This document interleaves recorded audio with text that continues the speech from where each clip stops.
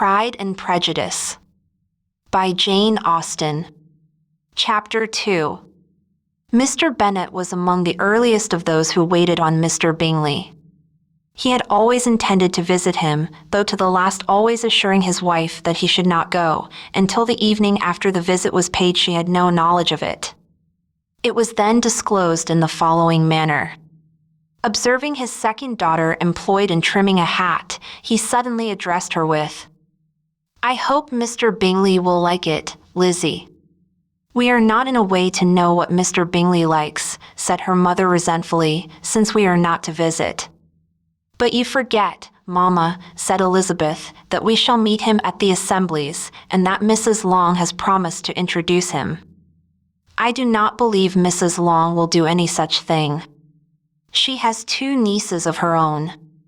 She is a selfish, hypocritical woman, and I have no opinion of her." "No more have I," said Mr. Bennet, "and I am glad to find that you do not depend on her serving you." Mrs. Bennet deigned not to make any reply, but, unable to contain herself, began scolding one of her daughters. "Don't keep coughing so, Kitty, for heaven's sake. Have a little compassion on my nerves. You tear them to pieces."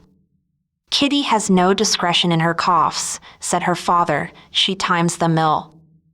"I do not cough for my own amusement," replied Kitty fretfully. "When is your next ball to be, Lizzie?" "Tomorrow fortnight."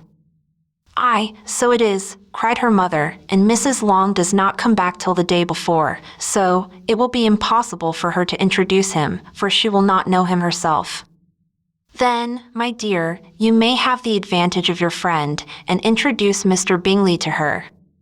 "Impossible, Mr. Bennet, impossible, when I am not acquainted with him myself. How can you be so teasing?" "I honor your circumspection. A fortnight's acquaintance is certainly very little. One cannot know what a man really is by the end of a fortnight. But if we do not venture, somebody else will, and after all, Mrs. Long and her nieces must stand their chance, and, therefore, as she will think it an act of kindness, if you decline the office, I will take it on myself." The girls stared at their father. Mrs. Bennet said only, "Nonsense, nonsense." "What can be the meaning of that emphatic exclamation?" cried he. "Do you consider the forms of introduction, and the stress that is laid on them, as nonsense?" "I cannot quite agree with you there. What say you, Mary? For you are a young lady of deep reflection, I know, and read great books and make extracts." Mary wished to say something very sensible, but knew not how. While Mary is adjusting her ideas, he continued, "Let us return to Mr. Bingley." "I am sick of Mr. Bingley," cried his wife. "I am sorry to hear that, but why did not you tell me so before? If I had known as much this morning, I certainly would not have called on him. It is very unlucky, but as I have actually paid the visit, we cannot escape the acquaintance now." The astonishment of the ladies was just what he wished, that of Mrs. Bennet perhaps surpassing the rest, though when the first tumult of joy was over, she began to declare that it was what she had expected all the while. "How good it was in you, my dear Mr. Bennet! But I knew I should persuade you at last. I was sure you loved your girls too well to neglect such an acquaintance. Well, how pleased I am! And it is such a good joke, too, that you should have gone this morning, and never said a word about it till now."